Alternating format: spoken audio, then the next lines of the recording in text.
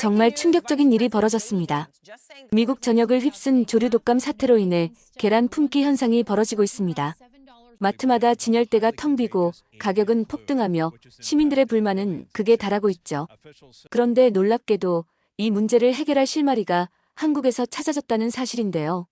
미국도 인정할 수밖에 없었던 혁신적인 방역 시스템이 무엇인지, 그리고 어떻게 전 세계가 주목하게 되었는지 궁금하지 않으신가요? 한국의 첨단 기술과 위기 대응 능력이 만들어낸 충격적인 이야기, 지금 바로 시작합니다.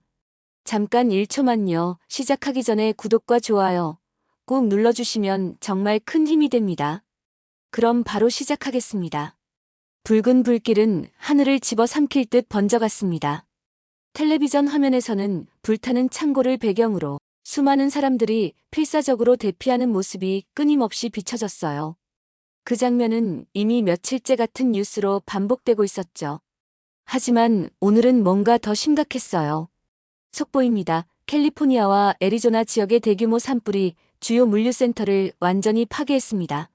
의약품과 식료품 공급망이 심각하게 마비된 상태입니다. 안녕하세요. 제 이름은 앨런 리드입니다. 미국 농무부에서 식량안보 담당관으로 일하고 있죠. 자연재해, 전염병, 국제분쟁으로 인한 식량 부족 문제를 해결하기 위해 수많은 위기 상황을 다뤄왔지만 이번 사태는 차원이 달랐습니다. 이번엔 조류독감과 산불이라는 두 가지 재난이 동시에 발생하면서 전국적인 혼란을 초래했어요. 닭 사육 농장의 30% 이상이 사실상 폐쇄되었고 계란과 닭고기의 공급은 절망적으로 부족해졌습니다. 거기에 산불로 인해 주요 물류센터까지 잿더미가 되면서 필수 물품의 공급망까지 무너졌죠. 각 주정부는 저마다의 방식으로 대응하려 했지만 그건 오히려 문제를 악화시키는 결과로 이어졌습니다. 분산된 정보와 서로 다른 규칙들은 일관된 대응을 방해했어요. 실질적인 해결책은커녕 책임 회피와 혼란만 더해졌습니다. 매일같이 이어지는 회의는 마치 끝이 보이지 않는 터널 같았습니다. 모두가 문제를 파악하고 있지만 아무도 실질적인 해결책을 제시하지 못했어요. 부장은 한숨을 내쉬며 회의실을 둘러봤습니다. 이대로라면 몇 주 안에 계란과 닭고기 부족 사태가 현실화될 겁니다. 무언가 새로운 접근이 필요해요. 더 이상 탁상 공론으로는 답을 찾을 수 없어요. 하지만 그의 말에도 회의는 또다시 공허한 논쟁으로 이어질 뿐이었어요. 나는 답답함을 견디다 못해 자리에서 일어나 사무실로 돌아왔습니다. 뭔가 방법이 있어야 할 텐데. 그날 밤 나는 자료 더미 속에 파묻힌 채 해결책을 찾기 위해 애쓰고 있었어요.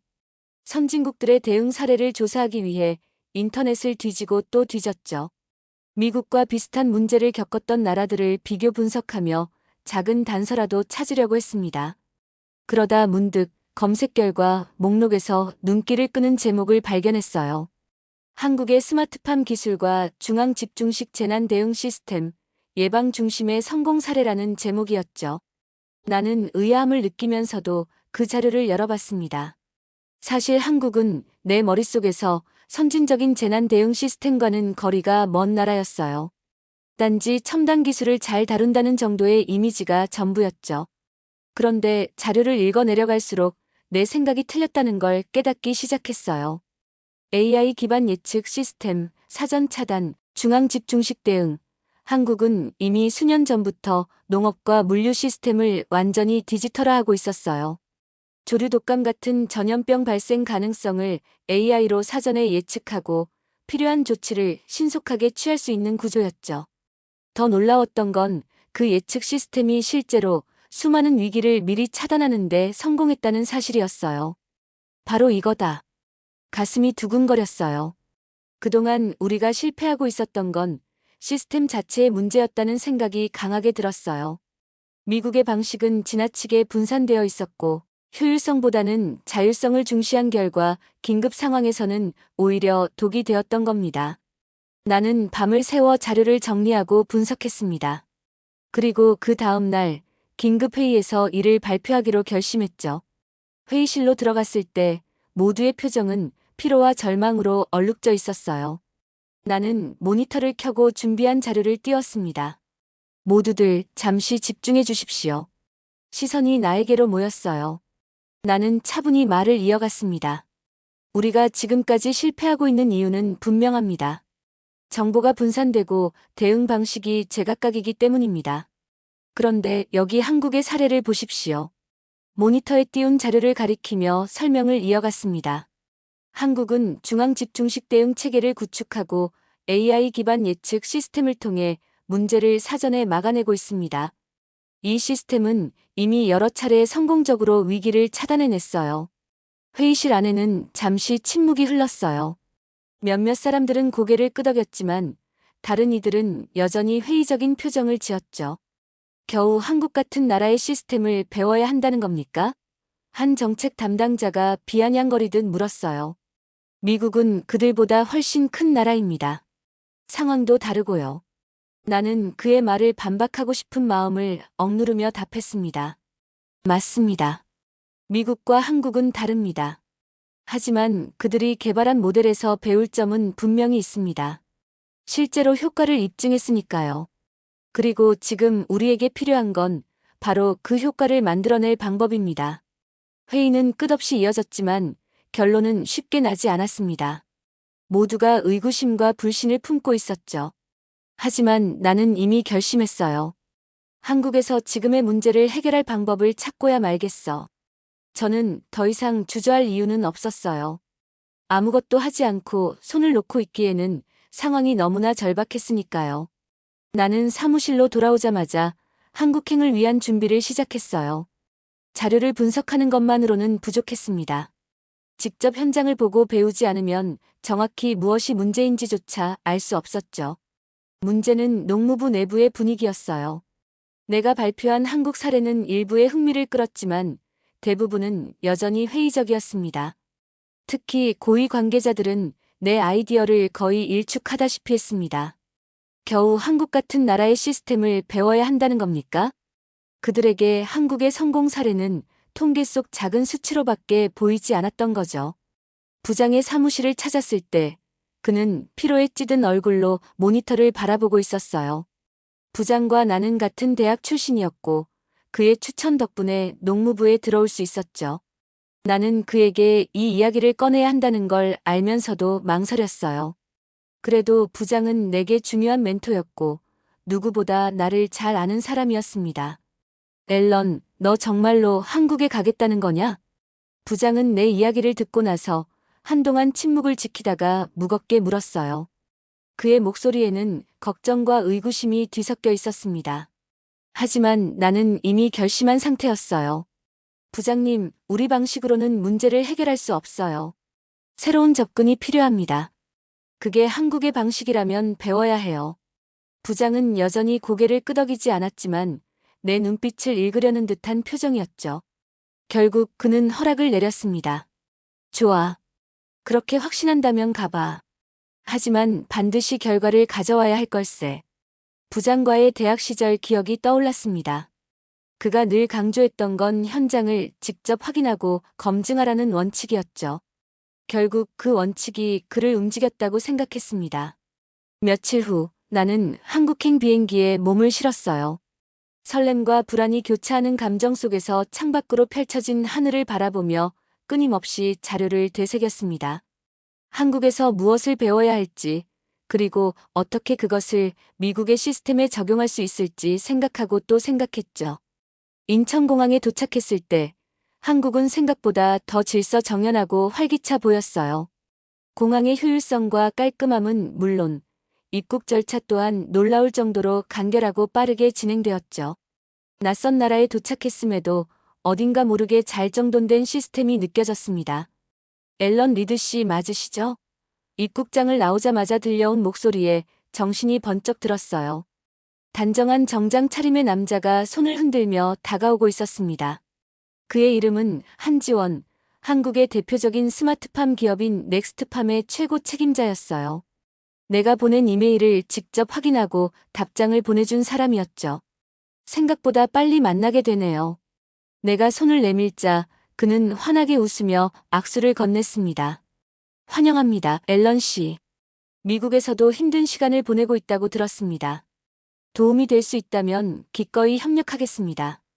그의 목소리에는 자신감과 동시에 진정성이 묻어 있었어요. 지원은 공항 밖에 대기해둔 차량으로 나를 안내했습니다. 서울 외곽으로 이동하는 동안 그는 한국의 시스템에 대해 간략히 설명해줬어요. 넥스트팜은 단순히 농업을 자동화하는 것을 넘어서 AI 기반 예측 시스템을 통해 질병 발생 가능성을 사전에 분석하고 차단하는 구조를 구축했습니다. 정부와의 협업을 통해 중앙 집중식 대응 체계도 마련했고요. 그의 말은 정확하고 논리적이었지만 동시에 열정도 느껴졌어요. 이 사람은 단지 기술을 다루는 게 아니라 그 기술로 사람들을 지켜내겠다는 사명감을 가지고 있었습니다. 한국의 시스템이 단순히 기술력에 의존하는 게 아니라는 걸 깨닫기까지는 그리 오래 걸리지 않았어요. 우리는 곧 넥스트팜의 본부가 있는 연구단지에 도착했습니다. 외관부터가 첨단 기술로 둘러싸인 거대한 건물이었어요. 건물 내부로 들어가자마자 다양한 모니터와 센서들이 실시간으로 데이터를 분석하며 경고 메시지를 띄우고 있었습니다. 농업과 물류, 질병 방제 시스템이 하나의 통합 네트워크로 연결되어 움직이고 있었죠. 이 시스템은 매일 수집되는 방대한 데이터를 기반으로 작동합니다. 날씨, 환경 변화, 농작물 상태, 그리고 잠재적인 질병 발생까지 모두 실시간으로 분석하죠. 그리고 필요할 때 즉각적인 대응을 할 수 있게 중앙에서 통합적으로 관리합니다. 지원은 흐트러짐 없이 설명을 이어갔습니다. 나는 그가 말하는 동안 모니터에 표시되는 그래프와 경고 메시지들을 유심히 살펴봤어요. 실시간으로 상황을 분석하고 경고를 보내는 이 시스템은 분명 미국의 느린 대응 방식과는 전혀 다른 차원이었죠. 특히 사전 예방을 중시하는 접근법이 인상 깊었습니다. 놀랍습니다. 이 시스템은 단순히 데이터를 모으는 게 아니라 실제로 대응을 이끌어내고 있군요. 예측만 하고 끝나는 게 아니라 문제를 바로 해결하려는 움직임이 보이네요. 나는 솔직하게 감탄을 표했습니다. 지원은 미소 지으며 고개를 끄덕였어요. 맞습니다. 우리는 단순히 예측하는 게 아니라 그 예측을 기반으로 빠르게 결정을 내리고 실행하는 데 집중합니다. 하지만 그게 가능하다는 게 더 놀랍네요. 미국에서는 이런 대응 속도가 상상도 되지 않거든요. 나는 무심코 혼잣말을 내뱉었어요. 지원은 잠시 생각하더니 말했어요. 앨런 씨, 이 시스템이 어떻게 만들어졌는지부터 보셔야 할 겁니다. 기술 자체보다 중요한 건 그 기반을 만든 사람들의 사고방식이니까요. 그의 말은 내가 기대했던 것과는 조금 달랐지만 그래서 더 흥미로웠습니다. 이제 내가 해야 할 일은 한국의 시스템을 눈으로 확인하고 그 진짜 가치를 알아내는 것이었어요. 지원은 나를 넥스트팜의 연구단지에서 조금 떨어진 외곽 지역으로 안내했어요. 차량이 도착한 곳은 한국의 대표적인 양계장이었죠. 넥스트팜 시스템이 현장에서 실제로 어떻게 적용되는지 확인하기 위해서는 이보다 더 좋은 장소가 없다고 지원은 설명했습니다. 여기는 스마트팜 시스템을 가장 적극적으로 활용하고 있는 농가 중 하나입니다. 특히 조류 독감 문제를 사전에 차단하는 데 큰 성과를 거두고 있죠. 지원은 내게 설명했어요. 양계장 주인인 박종수 씨는 50대 중반의 강인해 보이는 남성이었어요. 얼굴엔 햇볕에 그을린 흔적이 있었으며 눈빛은 살아있었죠. 우리는 그의 안내로 양계장을 둘러보게 되었습니다. 어서 오세요. 미국에서 오셨다고 들었습니다. 박 씨는 웃으며 손을 내밀었어요. 우리 농장이 뭐 대단한 곳은 아니지만 요즘은 넥스트팜 시스템 덕분에 숨통이 좀 트였죠. 박 씨는 우리를 양계장 안으로 안내하며 말을 이어갔어요. 예전에는 조류 독감이 돌 때마다 온 농장이 폐쇄되는 일이 반복됐습니다. 병이 발생하지 않아도 예방 차원에서 강제로 닭들을 처분해야 했으니까요. 경제적인 손실도 컸지만 무엇보다 일하는 사람들 모두가 피폐해졌죠. 그의 말은 현실적이고도 절실하게 들렸습니다. 나는 농무부의 자료를 통해 숫자로만 보아왔던 문제를 그제야 피부로 느낄 수 있었어요. 그런데 이 시스템이 도입된 후로는 상황이 많이 바뀌었습니다. 박 씨는 모니터를 가리켰습니다. 작은 사무실 안에 설치된 모니터는 실시간으로 농장 내부의 온도, 습도, 공기질을 분석해 보여주고 있었죠. 넥스트팜의 시스템은 단순히 데이터를 보여주는 게 아닙니다.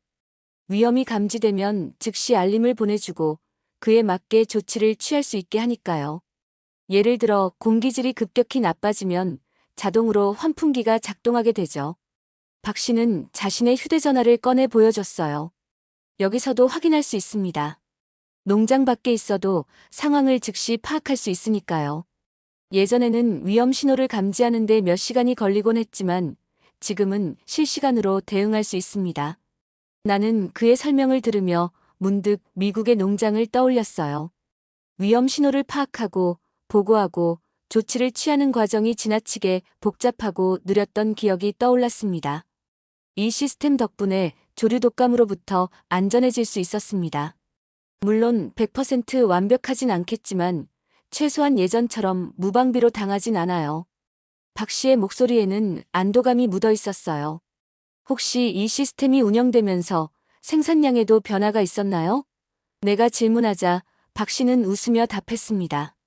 당연하죠. 병으로 인한 폐쇄가 줄어들었으니 생산량도 크게 늘었어요.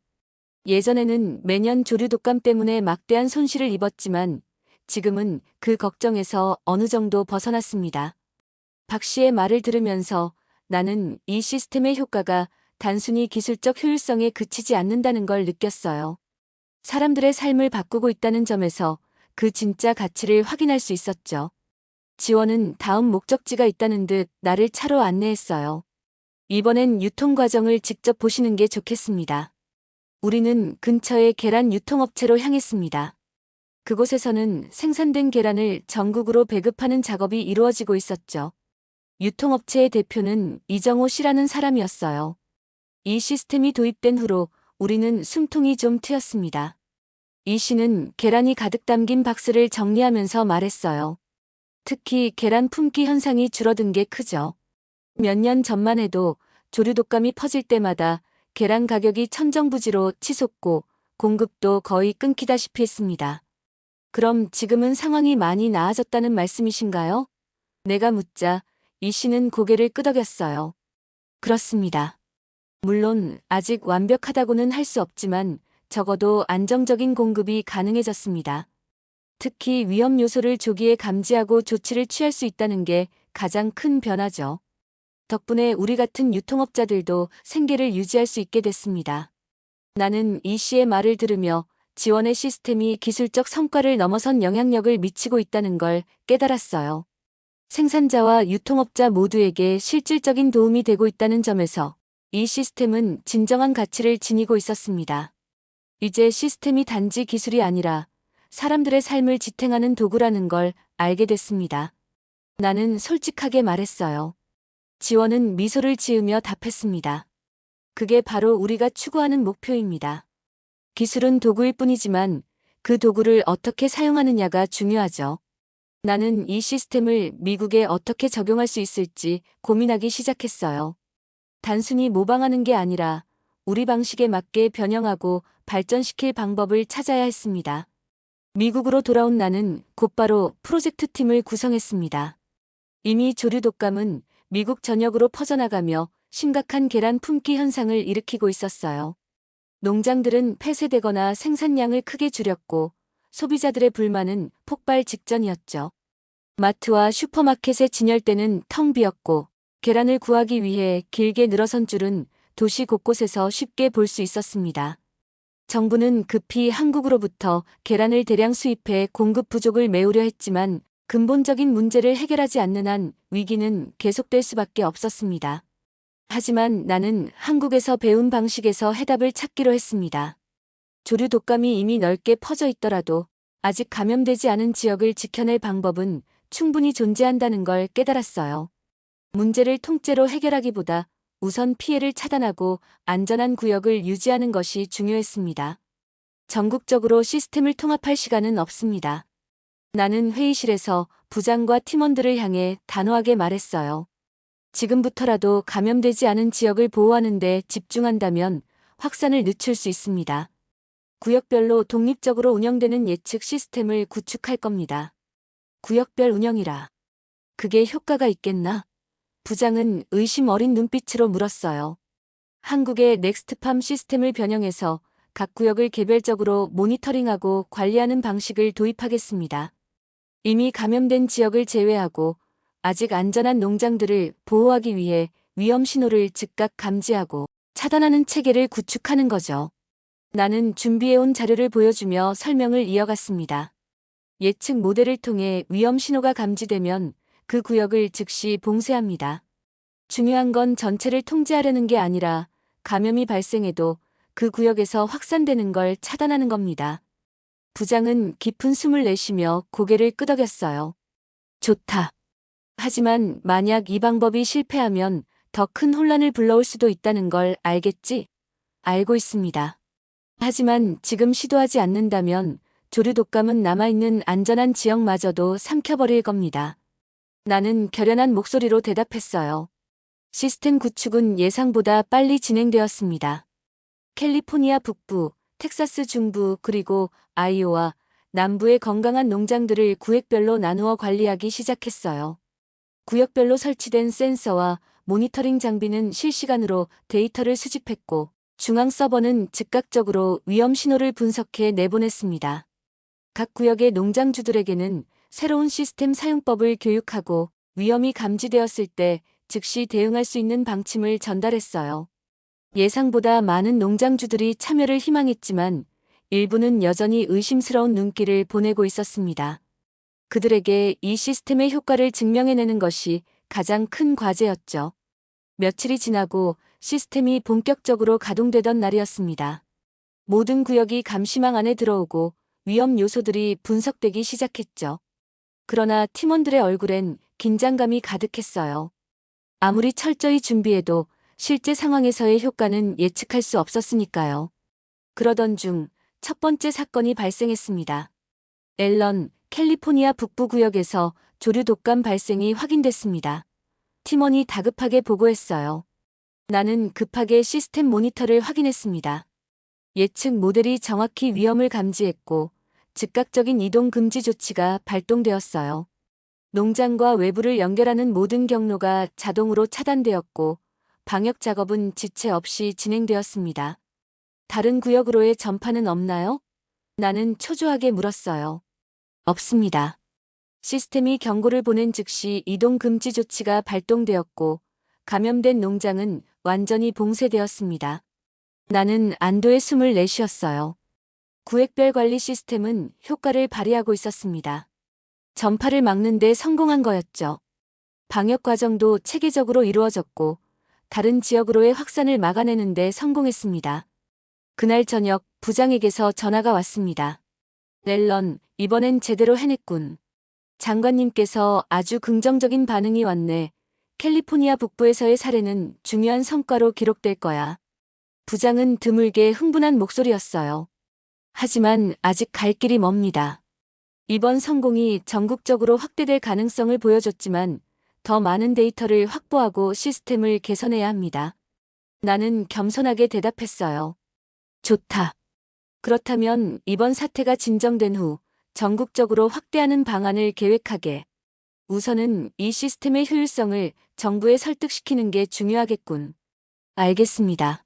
나는 자신 있게 답했어요. 사무실로 돌아오는 길 나는 마음속으로 되뇌었습니다. 이번 성공은 단지 시작일 뿐이라고. 한국에서 배워온 시스템을 미국식으로 변형하고 적용하는 과정은 결코 쉬운 일이 아니었어요. 하지만 이번 구획별 관리 방식은 그 가능성을 보여주었습니다. 한국에게 감사 인사를 해야겠군. 나는 혼잣말을 중얼거렸어요. 한국의 넥스트팜에서 배운 게 없었다면 이 프로젝트는 절대 성공하지 못했을 겁니다. 미국 전역으로 시스템을 확대하기 위한 계획이 머릿속에서 빠르게 그려졌습니다. 지금까지 얻은 데이터를 바탕으로 더 강력한 시스템을 구축하고 전국적으로 확대해 나갈 겁니다. 오늘 이야기는 여기까지입니다. 미국 전역이 조류 독감으로 혼란에 빠진 가운데 한국의 스마트팜 시스템을 적용해 캘리포니아 북부의 위기를 완벽히 차단하는 성과를 이루어냈습니다. 전 세계가 혼란에 빠진 상황에서도 해답을 제시한 건 바로 한국의 기술력이었는데요. 미국조차 배워가고 있는 첨단 스마트팜 시스템을 통해 높아진 한국의 국제적 위상을 알 수 있었습니다. 오늘의 이야기 여기서 마치며 구독과 좋아요로 다시 한번 응원 부탁드립니다. 끝까지 함께 해주셔서 감사합니다.